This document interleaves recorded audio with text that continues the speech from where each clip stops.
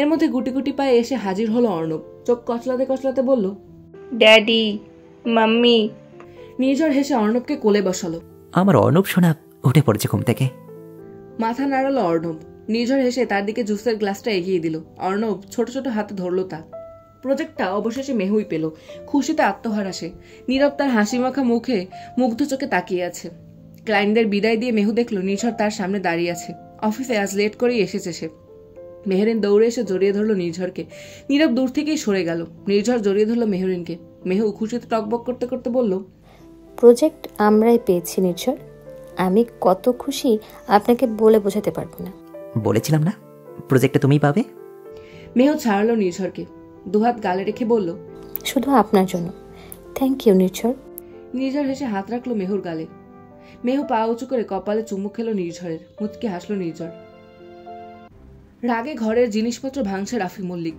প্রজেক্টটা তার হাত থেকে হাতছাড়া হয়ে গেছে। আর তা পেয়েছে মেহেরিন। কোনোভাবেই মেনে নিতে পারছে না। ধীরে ধীরে মেহেরিন তার সবকিছু ধ্বংস করে দিচ্ছে। হাতে কেটে গেছে কাচের টুকরোতে। চুইয়ে চুইয়ে রক্ত বের পড়ছে। রিতা দৌড়ে এসে রাফির হাতটা ধরলো। কি করছো এসব বেবি? পাগল হয়ে গেছো তুমি? তুমি জানো না মেহেরিন কি শুরু করেছে? জানি, সব জানি। টেবলেট রাগে এরকম করবে? নিজের ক্ষতি করলে কি সব ঠিক হয়ে যাবে? হাত সরিয়ে রাগে আবারও ফুলদানিটা ছুঁড়ে মার গর্জন করে বলে উঠল, ছাড়বো না, কাউকে ছাড়বো না। শান্তিতে থাকতে দেবো না মেহেরিনকে। ওর শান্তি আমি নষ্ট করে ছাড়বো। তাহলে সেটাই করো। জিনিসপত্র ভেঙে সব রাগ ছেড়ে লাভ নেই। রাগ জমিয়ে রাখো, সময়ে কাজে লাগবে। নিজের চাল হয়ে পার। সবকিছু হাত থেকে বেরিয়ে যাবার আগে কিছু একটা করো, বুঝলে? শব্দ করে শ্বাস ফেললো রাফি। না, এভাবে আর না। কিছু একটা করতে হবে। থামাতে হবে মেহেরিনকে। না হলে তাকে শেষ করে দিবে সে। শপিং মলে এসে হয়রান নির্ঝর আর অর্ণব। বেচারা আর পারছে না। মেহু আজ তাদের পুরো শপিং মল ঘুরিয়েছে। ক্লান্ত হয়ে দুজন একপাশে এসে দাঁড়িয়েছে। অর্ণব দূরে আইসক্রিম দেখে নির্ঝরের শার্ট টেনে ধরলো। নির্ঝর হাঁটু গেড়ে বসে জিজ্ঞাসা করলো, কি হয়েছে অর্ণব? অর্ণব হাত দিয়ে আইসক্রিমের দিকে ইশারা করতে যাবে অমনি একটা মেয়ের কণ্ঠ কানে এলো। নির্ঝর পেছন ফিরে তাকালো। নূপুর নামে মেয়েটা নির্ঝরকে দেখে বেশ খুশি, কিন্তু তাকে দেখে নির্ঝর মোটেও খুশি না। মেয়েটা শুধু গায়ে পড়ে থাকে। কলেজ লাইফ থেকে নির্ঝরের পেছনে ছিল সে। অনেক কষ্ট করেই তাকে ছাড়িয়েছে সে। এখন আবার কি করবে? অনিচ্ছাকৃত উঠে দাঁড়ালো নির্ঝর। হাসার চেষ্টা করলো নূপুরকে দেখে। নূপুর বেশ খুশি নির্ঝরকে দেখে। দৌড়ে এসে জড়িয়ে ধরলো তাকে। আহ্লাদি একটা মেয়েও বাবা। অর্ণব গভীরভাবে তাকিয়ে আছে নির্ঝরের দিকে। নির্ঝর চোখ থেকে তা বাদ পড়লো না। সে নূপুরকে নিজের থেকে সরালো, কিন্তু নূপুর ক্ষান্ত হলো না। নির্ঝরের দুগাল টেনে জিজ্ঞাসা করলো, কেমন আছো তুমি? ভালো। আগে থেকে আরো বেশি হ্যান্ডসাম হয়ে গেছো দেখছি। নির্ঝরের ইচ্ছে করছে না নূপুরের সাথে কথা বলতে, কিন্তু না বলেও পারছে না। অর্ণব কেমন ভ্রুকুচকে তাকিয়ে আছে, অবিকল মেহুর মতো। হুট করেই মনে পড়লো মেহুর কথা। এই মেয়ে যদি এসে পড়ে তখন কি হবে? নূপুর আবারও জিজ্ঞাসা করলো, তা এখানে কেন? শপিং করতে এসেছো বুঝি? আমিও শপিং করতে এসেছি। আচ্ছা, তুমি কি ফ্রি আছো? দেখে তো মনে হচ্ছে ফ্রি আছো, তো চলো আমার সাথে। বলেই নূপুর টেনে নিয়ে যেতে চাইলো। নির্ঝর কোনো মতে আটকালো তাকে। টানতে টানতে প্রায় অনেকখানি পথ নিয়ে গেছিল। সেখান থেকে আবারও ফেরত আসছে নির্ঝর। অর্ণবকে যেখানে দাঁড় করিয়ে রেখেছিল লক্ষ্মী বাচ্চার মতো সেখানেই দাঁড়িয়েছিল সে। নির্ঝর আসতেই জিজ্ঞাসু দৃষ্টিতে তাকিয়ে রইল। নির্ঝর হেসে হাঁটু গেড়ে বসে অর্ণবের মাথায় হাত বোলাতে লাগলো। বুঝলে তো অর্ণব, এটা তোমার ড্যাডির বড় বোন, তাই তোমার ড্যাডিকে এত আদর করছিল। বড় বোন কি বোঝো তুমি? অর্ণব মাথা নেড়ে না বলল। এর অর্থ সে বোঝে না। সমস্যা এখানে। অর্ণব যদি এই কথা মেহুকে বলে দেয়, অবশ্য হ্যাঁ, তাকে মানা করলে সে কিছু বলবে না। তবুও নির্ঝর চায় না নিজের ছেলের সামনে অন্যরকম হতে। মাম্মির কাছে লুকিয়েছে এসব কথা, তার উপর প্রভাব ফেলতে পারে। যতই হোক এখন ছোট সে। যে করেই হোক এসব কথা ভুলাতে হবে তাকে। নির্ঝর দেখলো দূরে কয়েকটা কলেজের মেয়ে দল হয়ে ঘুরছে। নির্ঝর অর্ণবকে তাদের দিকে ইশারা করে বলল, এই যে অর্ণব, এরা সবাই তোমার বড়। সেই হিসাবে এটা তোমার বড় বোন, যাকে তুমি আপু বলে রাখবে। বুঝতে পেরেছ? অর্ণব মাথা নাড়ালো। নির্ঝর হেসে তার মাথায় হাত বোলালো। অর্ণব ঘুরে তাকালো মেয়েগুলোর দিকে, ছুটে গেল তাদের কাছে। নির্ঝর অবাক হয়ে তাকিয়ে রইল। কি করতে চলেছে অর্ণব? তাদের একজনের সামনে দাঁড়িয়ে হুট করে বলল, ব্যাপারটা তার কাছে রোমাঞ্চকর। ছোট একটা বাচ্চার মুখে আপু ডাক শুনে তাদের মধ্যে হইচই পড়ে গেল। একজনে সে তার গাল টেনে আদর করছে, অন্যজনে সে মাথায় হাত বোলাচ্ছে। অর্ণব রীতিমতো থমকে গেল। তার সাথে লজ্জা পেতে লাগলো সে। হুট করে একটা মেয়ে তার গালে চুমুই খেয়ে বসলো। তার ঠোঁটের লিপস্টিকের দাগ পড়ে গেল অর্ণবের গালে। অর্ণবের কান লাল হয়ে যাচ্ছে। সবাই তার হাত ভর্তি চকলেট দিয়ে দিল। অর্ণব গুটি গুটি পায়ে এসব নিয়ে ফিরল নিঝড়ের কাছে। নিঝড় হেসে একাকার। রুমাল দিয়ে গালে থাকা লিপস্টিকের দাগ মুছে দিল সে। মুখ টিপে হাসি থামানোর চেষ্টা করছে, তবুও হাসি থামছে না। শুধু একটি বাক্য বলে ওঠে, তুমি আসলেই আমার ছেলে। সেই প্রমাণ আমি এখনই পেয়ে গেছি। এত গভীর কথার অর্থ বুঝলো না অর্ণব। মেহেরিন এত এত ব্যাগ নিয়ে ফিরেছে, সবকটা এসে পড়েছে নিঝড়ের কাছে। নিঝড় তো বলেই উঠল, পুরো বছরে শপিং করলে নাকি? হ্যাঁ, করলাম তো। না, কি হবে? আমি তো শুধু জিজ্ঞেস করছিলাম। রেগে যাচ্ছ কেন তুমি? আপনাকে কে বললো আমি রেগে যাচ্ছি? আমি শুধু ক্লান্ত। হ্যাঁ, তাও অবশ্য ঠিক বলেছ। এত শপিং করলে যে কেউই ক্লান্ত হয়ে পড়বে। মেহুর মেজাজ তিরিক্ষি হয়ে গেল। নিঝড়ের তেরা বেকা কথা ভালো লাগছে না তার। জবাব দিতে গিয়েও থেমে গেল। বোধ হল অর্ণব পাশে নেই। হঠাৎ কোথায় উধা হয়ে গেল। অর্ণবকে খুঁজে যাচ্ছে মেহু আর নিঝড় মিলে। এই তো এখানেই ছিল, এখন কোথায় গেল সে? দুজনে বিচলিত হয়ে খুঁজে যাচ্ছে তাকে। ছোট একটা বাচ্চা এত তাড়াতাড়ি কোথায় যাবে? অস্থির হয়ে উঠল মেহেরিন। নিঝড় তাকে সামলে খুঁজে যাচ্ছে অর্ণবকে। কয়েকবার আওয়াজও দিচ্ছে, কিন্তু কাজের কাজ কিছুই হচ্ছে না। নিঝড় ভেবে নিল অর্ণবের নিখোঁজের অ্যানাউন্সমেন্ট করবে সে। হঠাৎ ভিড়ের মাঝে মেহুর চোখ পড়ল এক কোণে দাঁড়িয়ে আছে অর্ণব। তাকে দেখতে পেয়ে যেন প্রাণ ফিরে পেল সে। ওপাশে তাকিয়ে দেখলো নির্ঝর কাদের সাথে যেন কথা বলছে। মেহেরিন নিঝড়কে ডাক দিল। নিঝড় দূর থেকে জিজ্ঞাসা করলো অর্ণবের কথা। মেহু হেসে মাথা নাড়ালো। নির্ঝর ছুটে এলো। হঠাৎ মেহু সামনে তাকাতেই থমকে গেল। চোখ দুটো স্থির, তবে তীক্ষ্ণ দৃষ্টি। অর্ণবের সাথে রাফিকে দেখে বুক মুচড়ে উঠল তার। নির্ঝর তার কাছে আসতেই খপ করে তার হাতখানা ধরল সে। নির্ঝর হতবাক। মেহুকে অনেকটা অস্থির লাগছে তার কাছে, খানিকটা অস্বাভাবিকও বটে। মেহুর শরীর কাঁপছে, কিন্তু কেন? মেহেরিন বিস্ফোরিত চোখে তাকিয়ে রইল সামনের দিকে। অর্ণবের সাথে একজনকে লক্ষ্য করলো এতক্ষণ। অর্ণবের মাথায় হাত বুলিয়ে দিচ্ছে সে। অবাকের বিষয় হলো অর্ণবের চোখে মুখে ভয় নেই, শুধু তার দিকে তাকিয়ে আছে সে। মনে হচ্ছে এই যেন কত বছরের চেনা তারা। মেহুর হাত শক্ত করে ধরে বলল, কি হয়েছে মেহু? ও ও ও কে তিনি? তুমি চেনো তাকে? মেহু মাথা নাড়ালো, কাপা কাপা গলায় ডাক দিল, অর্ণব। ডাক্তার অর্ণবের কান ভেদ করলো। এদিকে ফিরল সে, তার সাথে সে লোকটাও ফিরল। মেহুকে দেখে মুচকি হাসলো সে। মেহুর ঘৃণা লাগছে লোকটাকে দেখে। দাঁতে দাঁত চেপে শুধু তাকিয়ে রইল। মেহু যদি ক্ষমতা থাকতো তাহলে আজই শেষ করে দিত এই লোকটাকে। তার মতে এই লোকটার বেঁচে থাকার অধিকার নেই। রাফি অর্ণবের হাত ধরে মেহুর কাছে নিয়ে এলো।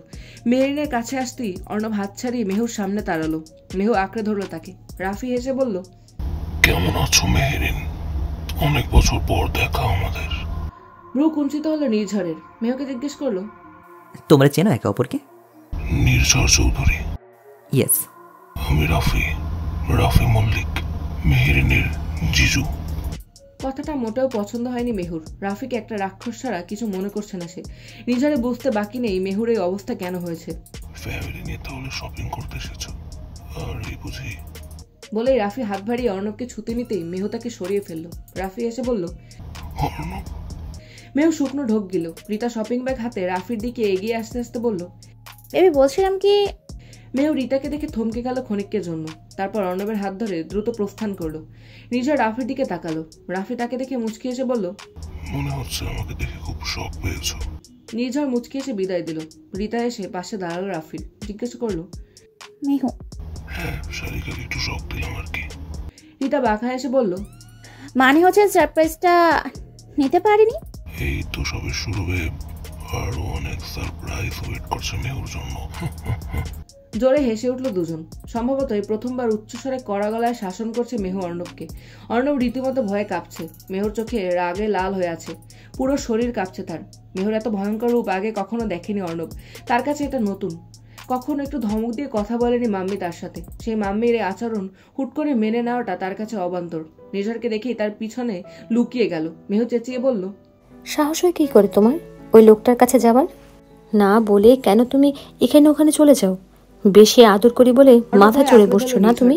নির্ঝর নির্বাক হয়ে তাকিয়ে রইল। মেহু তার অবাক দৃষ্টি উপেক্ষা করে ঘর থেকে বের হয়ে গেল। দীর্ঘশ্বাস ফেলে অর্ণবের দিকে ফিরল নির্ঝর। ভয়ে শক্ত হয়ে আসে সে। কোলে তুলে খাটে বসালো তাকে। পানি খাওয়ালো, কপালে চুমু খেয়ে কোলে বসালো। অর্ণব এখন কিছুটা হলো স্বাভাবিক। নির্ঝর তাকে জড়িয়ে ধরে বলল, অর্ণব শোনা, তোমার মাম্মি তোমাকে তখন না দেখে খুব ভয় পেয়ে গেছিল। তুমি তো জানো, বলো মাম্মি তোমাকে কত ভালোবাসে। একবার তোমাকে না দেখলে পাগল হয়ে যায়।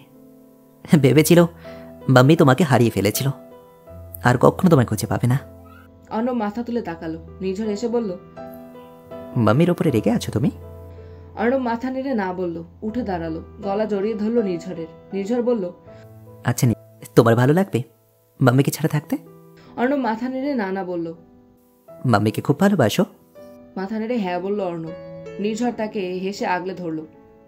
স্টাডি রুমের এক কোণে গুটিসুটি মেরে বসে আছে মেহু। চোখ থেকে অশ্রু ঝরছে কোনো বাধা ছাড়াই। অর্ণবকে হারিয়ে ফেলার ভয় ঘুরে ঘুরে খাচ্ছে তাকে। এই অর্ণবই তো তার জীবন, আর জীবন তার থেকে কেড়ে নিলে সে তো নিঃস্ব। ফুফিয়ে ফুফিয়ে কাছে মেহু। অর্ণবকে বকে তার মন অস্থির। এটা চায়নি তো সে। বেলি ফুলের ঘ্রাণ নাকে এলো তার। ঘ্রাণটা খুব তীব্র। আজ অনেকদিন পরে ঘ্রাণ পেল সে। মুখ তুলে পাশে তাকানোর আগেই নীরুর গলা ভেসে এলো, কাঁদছিস কেন রে মেহের? দি, তুমি এসেছো? এতদিন পর মনে পড়লো আমায়। জানো তো দি, অর্ণবকে আজ আমি বকেছি। খুব বকেছিস? কেন বকলি? ওকে বকে বেশি কষ্ট তো তুই পেলি। কি করব বলো, ওই রাফি। বলেই মিনিয়ে গেল মেহেরিন। নীরু হেসে দিল। নীরুর হাসিটা সতেজ, খিলখিলি হাসছে সে। সে হাসির শব্দ ঘরের চারদিক থেকে আসছে।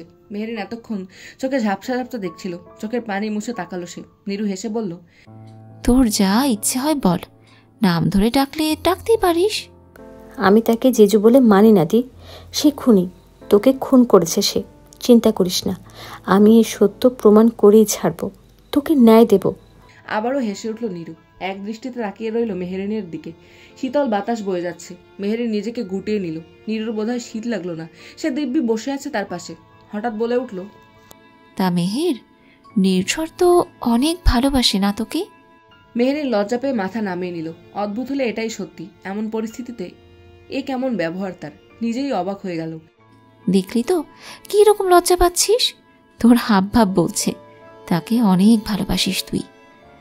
জানো তো দি, ও অনেক ভালো, খুব কেয়ার করে আমার। অর্ণবকে ও অনেক আদর করে, অনেক ভালোবাসে আমাদের। তাহলে আমার বোন ভালোবাসার মানুষটিকে পেয়ে গেল। শব্দ করে নিঃশ্বাস ফেলল মেহেরিন। বলে উঠল, ভালো তো আমি তোমাকেও বাসতাম দি, অনেক ভালোবাসতাম। তুমি তো ছেড়ে চলে গেলে আমায়।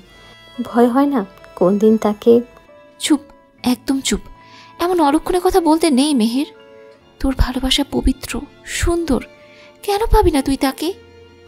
তাহলে তোমাকে কেন হারালাম? আফসোস করতে নেই মেহের। যা হারিয়েছিস তা তোর ভাগ্যে ছিল না, কিন্তু যা পেয়েছিস তা আঁকড়ে রাখ। হারিয়ে যেতে দিস না।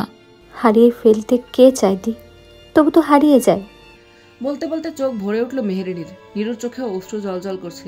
ছোট বোনটাকে আগে আগলে রাখতো। এক ফোঁটা চোখের জল নিচে পড়তে দিত না। সেই বোন আজ তার সামনে বসে কাঁদছে, কিন্তু কিছুই করার নেই তার। মেহু নিজের চোখের অশ্রু সংযত করে বলল, বুঝলি তো দি, মা তো আমাকে ভালোবাসতই না, বাবাও বাসে না। এইসব কি বলছিস মেহের? না হলে দেখ, তুই তো আমার সাথে এসেও তাও দেখা করছিস। কই, বাবা তো একবারও এলো না। নীরু অবাক চোখে তাকিয়ে রইল।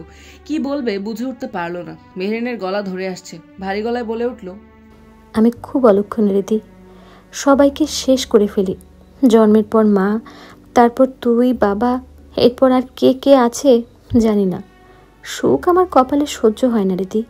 মাঝে মাঝে খুব ভয় হয় অর্ণবকে নিয়ে। আমার মতো জীবন যেন বেচারা না হয়, নির্ঝরের যেন কিছু না হয় আমার জন্য। নিজেকে খুব অপয়া মনে হয়। কি বলে সান্ত্বনা দেবে বুঝতে পারলো না নীরু। মানুষের মনে একবার কষ্ট এসে পড়লে অনেক কষ্ট এসে আঁকড়ে ধরে, যার মধ্যে কিছু কষ্টের কোনো কারণ নেই, নেই কোনো অর্থ। তবুও মনে হয় এটা বোধহয় তার জন্যই হয়েছে। মেহর এখন সব কষ্ট একসাথে হচ্ছে। সবকিছুর দায়ও নিজেকে করছে। ফুপিয়ে ফুপিয়ে কাঁদতে শুরু করলো মেহু। নীরু হেসে উঠল। তার হাসির শব্দ চারদিক থেকে আসতে লাগলো। কান্না বন্ধ করে সেই হাসির দিকে তাকিয়ে আছে মেহেরিন। নীরু উঠে দাঁড়ালো, হাত বাড়িয়ে দিল মেহেরিনের দিকে। মেহেরিন বলে উঠল, না দি, আরও কিছুক্ষণ থাকো না তুমি। এখনই চলে যাবে এই তো এলে। তুমি ছিলে, আমার খুব ভালো লাগছিল। কিন্তু আমার লাগছে না। তোর এই বিচ্ছিরি কান্নাকাটি আমার অসহ্য লাগছে। সত্যি তোকে কাঁদলে খুব বিশ্রী লাগে। নে ধর, ধর আমার হাতখানা, উঠে দাঁড়াও। না, তোমাকে ছুতে নিলেই তুমি হাওয়ায় মিলিয়ে যাবে। আমি চাই না তুমি চলে যাও। আমি আর কাঁদবো না দি, যাও। না, তুই মিথ্যে বলছিস। আবারও কাঁদবি তুই, আমি জানি। দি, মেহের, মৃত মানুষের জন্য কেউ অপেক্ষা করে না, ভাবে না। যা ভাবে তা সব জীবিত মানুষের জন্য। সবাই শুধু জীবিত মানুষের জন্যই অপেক্ষা করে। কেন জানিস তো? কারণ মৃত মানুষ আর কখনো ফিরে আসে না। যদি ফিরে আসে তো জীবিত মানুষ। তাই মৃত মানুষের জন্য আশা করিস না। এই যে দেখছিস হাত বাড়িয়ে রেখেছি, এটা তোর আশার কারণ হতেও পারে। যদিও এটা সম্ভব না, কিন্তু আমার মনে হচ্ছে এই হাত তুই ছুঁতে পারবি। শুধু তাই না, দেখবি এই হাত তোর বেঁচে থাকার কারণ হবে। তোকে আগলে রাখবে আজীবন, ছেড়ে যাবে না কখনো, বিশ্বাস কর। মেহু মলিন চোখে তাকিয়ে আছে। তার চোখের মাঝে এক ধরনের আশার আলো দেখা যাচ্ছে। চোখের পাতা ফেলে নিজের হাতের দিকে তাকিয়ে আছে। নীরু আবারও বলে উঠল, কি ভাবছিস? হাত বাড়া, বিশ্বাস করিস না আমায় মেহের? দি, হাত বাড়া মেহের। মেহেরিন কাপা কাপা হাতে নিজের হাত বাড়িয়ে দিল। নীরুর হাতের উপর হাত রাখতেই সে চোখের সামনে অদৃশ্য হয়ে গেল। মেহেরিন অবাক দৃষ্টিতে তাকিয়ে রইল। তার অবাকতা আরো দীর্ঘ হলো এটা দেখে যে তার সামনে নির্ঝর দাঁড়ানো। নির্ঝর তার হাত শক্ত করে ধরে আছে। মেহু অবাক চোখে তার দিকে তাকিয়ে আছে। নির্ঝর কিছু বলছে, তার ঠোঁট নড়ছে, কিন্তু সেই আওয়াজ মেহুর কানে আসছে না। তার মনে একটা কথাই বাজছে। নির্ঝর বলছিল সে কারো হাত ধরবে, আর সত্যি সে কারো হাত ধরেছে। যাকে আগলে বেঁচে থাকার কথা বলেছিল সে কি তাহলে নির্ঝর? নীরু কি তবে নির্ঝরের কথাই বলছিল? নির্ঝরের কথা এতক্ষণে তার কানে বাজলো। মেহু, মেহু ঠিক আছো তুমি? কতক্ষণ ধরে রাখছি তোমায়? আমার কথা শুনতে পাচ্ছ তুমি? মেহু মাথা নাড়ালো। নির্ঝর মেহুর হাতের উপর হাত রেখে বসলো। মেহুর মাথায় হাত বুলিয়ে বলল, অনেকক্ষণ ধরে তোমাকে ডাকছিলাম, কোনো সারাই তুমি দিচ্ছিলে না, শুধু কান্না করছিলাম আমার দিকে তাকিয়ে। আমি হাত বাড়িয়ে দেওয়ার পর তুমি হাতটা ধরলে, নাহলে তো আমি ভয়ই পেয়ে গেছিলাম।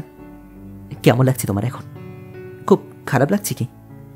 মেহু মাথা নাড়িয়ে নানা বলল। নির্ঝর কিঞ্চিত হেসে বলল, অর্ণবের কথা ভেবো না, সে ঘুমিয়ে পড়েছে। নির্ঝর, ও নিয়ে যাবে অর্ণবকে আমার থেকে। নির্ঝর মেহেরিনের চুলগুলো কানে গুজে দিল, হেসে চুমু খেলো কপালে, আঁকড়ে ধরলো বুকের মাঝে, শক্ত করে জড়িয়ে ধরে বলল, কখনো না। আমি তোমাকে কথা দিচ্ছি মেহু, অর্ণবকে তোমার থেকে আলাদা হতে আমি দেব না। রাফি তোমার থেকে অর্ণবকে নিয়ে যেতে পারবে না। মেহু জড়িয়ে ধরলো নির্ঝরকে। নির্ঝর হাসলো, দুহাত মেহুর গালে রেখে বলল, আমি তোমার সঙ্গে আছি, সারা জীবন থাকবো। কথা দিচ্ছি আমি, তোমার প্রত্যেকটা পথের সূচনা হবে আমার হাত ধরে, আর আমি তার শেষ অবধি থাকবো। আমি তোমার উপসংহার হব। নিরুদির খুনের রহস্য আমি বের করেই ছাড়বো, সবাইকে জানাবো তুমি কখনোই তোমার দিদির কিছু করতে পারো না। তুমি তাকে খুব ভালোবাসো, আমি তোমাকে কথা দিচ্ছি। মেহু এক দৃষ্টিতে নির্ঝরের দিকে তাকিয়ে রইল। তার প্রত্যেকটা কথা অভিভূত করলো মেহুকে। মেহু নিজের মনের মাঝে গেঁথে রাখলো প্রতিটি বাক্য। নির্ঝর উঠে দাঁড়ালো, নিচ থেকে কোলে তুলে নিল মেহুকে। মেহু গলা জড়িয়ে ধরে এক দৃষ্টিতে তাকিয়ে রইল নির্ঝরের দিকে। কিছুটা পথ হেঁটে নির্ঝর তাকালো মেহুর দিকে, চোখ দিয়ে ইশারা করলো কি। মেহু মাথা নাড়িয়ে না বলে নির্ঝরের বুকের মাঝে মাথা রাখলো। নির্ঝর তাকে আরো আগলে নিল। বিছানার এক করে ঘুমিয়ে আছে অর্ণব। মেহুকে তার পাশে বসালো। মেহু অর্ণবের হাত জোড়া আঁকড়ে ধরলো, চুমু খেলো সারা মুখে। ঘুমন্ত অর্ণব কিছু জানতেই পারলো না। মেহুর মনে অনেক ক্ষোভ জমে আছে নিজের প্রতি, রাগ হচ্ছে। এত ছোট বাচ্চাকে কিভাবে বকতে পারলো সে। নির্ঝর এসে বসলো তার পাশে। মেহু তাকে জড়িয়ে ধরে আবারও কাঁদতে লাগলো, বলতে লাগলো, আমি এটা কিভাবে পারলাম নির্ঝর? ওকে কিভাবে বকলাম আমি? কেন বকলাম? ও কি করেছে বলুন তো? এমন হলে আমি কিভাবে একজন ভালো মা হতে পারবো বলুন তো? বাচ্চার প্রতি একটু ভালোবাসা দেখাতে পারছি না আমি, নিজের রাগ সামলাতে পারি না। মেহুর মাথায় হাত বোলাতে লাগলো নির্ঝর। অনেক কষ্টে কান্না থামালো তার। তুমি খুব ভালো একজন মা। অর্ণব তার মাম্মির প্রতি এতটুকু রাগ করে নেই। মেহু মুখ তুলে তাকালো। নির্ঝর চোখ দিয়ে আশ্বাস দিল, আচ্ছা এত কান্না করো না, অর্ণব উঠে যাবে তো, কান্না থামাও। মেহু কান্না থামানোর চেষ্টা করছে, কিন্তু কিছুই হচ্ছে না, কেঁদেই যাচ্ছে সে।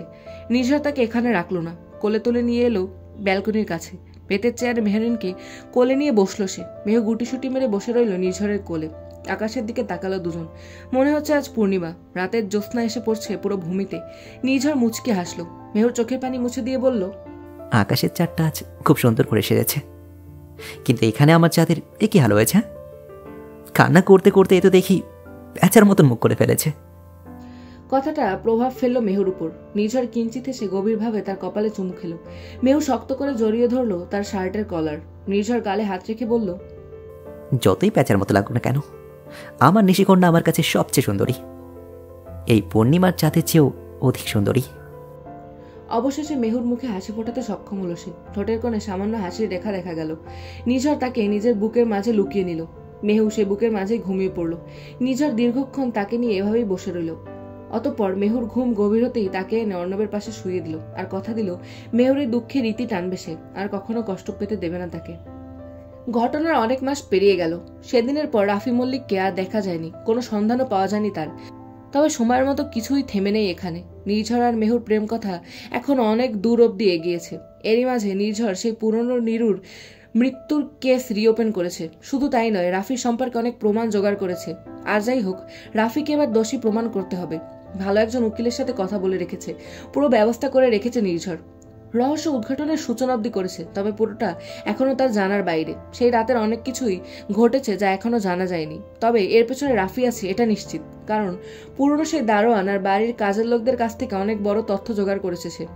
কিছু একটা হয়েছিল এটা নিশ্চিত। নীরু আত্মহত্যা করেনি এটাও নিশ্চিত। কিন্তু এত কিছুর মাঝেও একটা জিনিস অদ্ভুত লাগছে, আর তা হলো সে এত কিছু করছে আর তা রাফির কাছে পৌঁছায়নি। এটা হতেই পারে না। না, রাফির কানে কথাটা গেছে। দেরি করে হলেও সে জানে নির্ঝর তার খোঁজ নিচ্ছে, তবু চুপচাপ বসে আছে। ব্যাপারটা হজম করার মতো না। রাফি এমন মানুষই না। তার চুপ থাকা মানে ভয় পাওয়া না, কিছু একটা ভাবছে, আর তা খুব ভয়াবহ। মেহুর কোনো ক্ষতির কথা ভাবছে না তো? মেহুর কিছু একটা করে বসবে না তো? না, আর ভাবতে পারছে না সে। মাথা ব্যথায় ফেটে যাচ্ছে তার। খোঁজ লাগাতে হবে। রাফির পরের পদক্ষেপ সম্পর্কে জানাটা খুবই জরুরি। ঘরে প্রবেশ ঘটল মেহুর। নির্ঝরকে মাথায় হাত দিয়ে বসে থাকতে দেখে বলে উঠল, কি হয়েছে? মাথা ব্যথা করছে। মেহু ওষুধ নিয়ে কাছে এসে বসলো। নির্ঝর তার কোলে মাথা রাখলো। মেহু তার কপালে ওষুধ লাগিয়ে দিয়ে চুল বিলি কেটে দিতে লাগলো। নির্ঝর চুপচাপ শুয়ে রইল। এখন ভালো লাগছে আপনার? অনেকটা। কি নিয়ে এত ভাবছিলেন যে মাথা ধরে গেল? আমাদের বিয়ে নিয়ে। বিয়ে মানে? নির্ঝর উঠে বসলো। মেহুর দুই বাহু শক্ত করে ধরে বলল, আমি আবারও বিয়ে করব। কি বললেন? মানে তোমাকেই করব। কেন?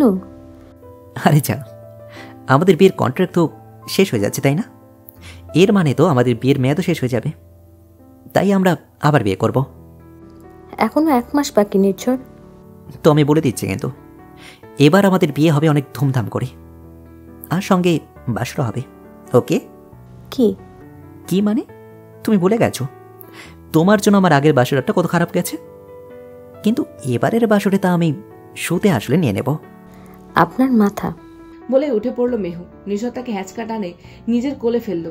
দুহাত দিয়ে কোমর জড়িয়ে ধরে নাকের সাথে নাক ঘষে বলল, বিয়ে তো তোমার আমাকেই করতে হবে মেহু, বুঝতে পারলে? মেহু মাথা নেড়ে না বলল। না, বুঝলাম না।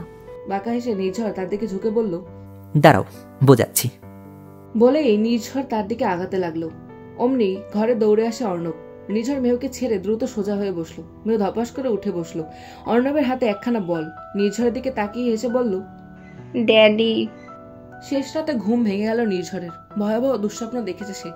বিছানা ছেড়ে উঠে বাইরে গেল বুক ভরে শ্বাস নিতে। স্বপ্নের কথা ভাবতেই শরীর শিউরে উঠছে তার। বুকে ব্যথা করছে। নিজের বুকে হাত দিয়ে অনুভব করলো কিছু একটা হতে চলেছে। তার অনুভূতি জাগান দিচ্ছে, বলছে ভয়াবহ কিছু একটা হবে।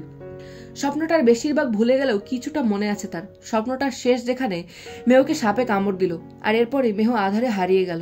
ঘুম ভেঙে গেল তার। আহ, কি ভয়াবহ ছিল এর অনুভূতি। গলা শুকিয়ে যাচ্ছে নির্ঝরের। মনে হচ্ছে পানির তৃষ্ণায় মারা যাবে সে। পানি খাবার জন্য আবারও ঘরে প্রবেশ করলো।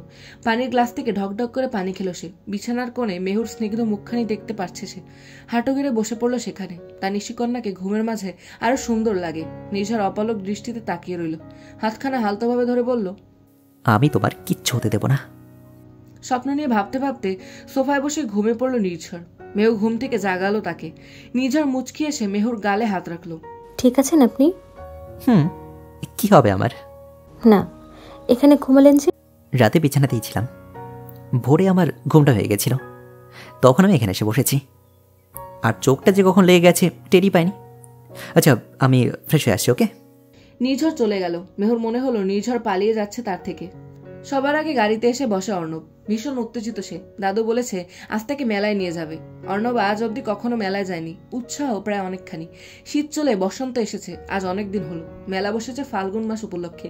মেলায় নাকি অনেক কিছু আছে। দাদু বলেছে তাকে বিভিন্ন ধরনের মিষ্টি খাওয়াবে। ও হ্যাঁ, বলা হয়নি, অর্ণব এখন রেদওয়ানকে দাদু বলতে শিখে গেছে। উন্নতি হয়েছে আজ কদিন হলো। এই উপলক্ষে মেলায় নিয়ে যাওয়া। মেহু দাঁড়িয়ে আছে আয়নার সামনে, তৈরি হচ্ছে নির্ঝর। মেহু যে তার পিছনে দাঁড়ানো এটা খেয়াল করেনি সে। মেহু দেখছে নির্ঝর কিছু একটা নিয়ে বেশ চিন্তিত, কিন্তু সেটা কি? নির্ঝর, মেহুর আচমকা ডাকে হকচকিয়ে গেল নির্ঝর। আয়নার সামনে মেহুর মুখ ভেসে উঠল। পেছনে দাঁড়ানো সে। পিছনে ফিরে ও এগিয়ে এলো মেহুর কাছে। হঠাৎ করেই জড়িয়ে ধরলো তাকে, খুব শক্ত করে জড়িয়ে ধরে আছে। মেহু হেসে বলল, হৃদস্পন্দন চেক করছেন বুঝি? দুজনের মাঝেই নীরবতা। নির্ঝর এখনো জড়িয়ে ধরে আছে মেহুকে। তার ঘাড়ে মুখ গুজে বলল, আমি তোমাকে ভালোবাসি মেহু। কিঞ্চিত হাসলো মেহু। নির্ঝরকে শক্ত করে জড়িয়ে ধরে বলল, আমিও আপনাকে ভালোবাসি। নির্ঝর মুখ তুলল, চুমু খেলো প্রেয়সীর কপালে। তার হরিণী চোখ জোড়ার দিকে তাকিয়ে রইল। মেহু দুহাত নির্ঝরের গালে রেখে বলল, কি হয়েছে বলুন? তেমন কিছু না।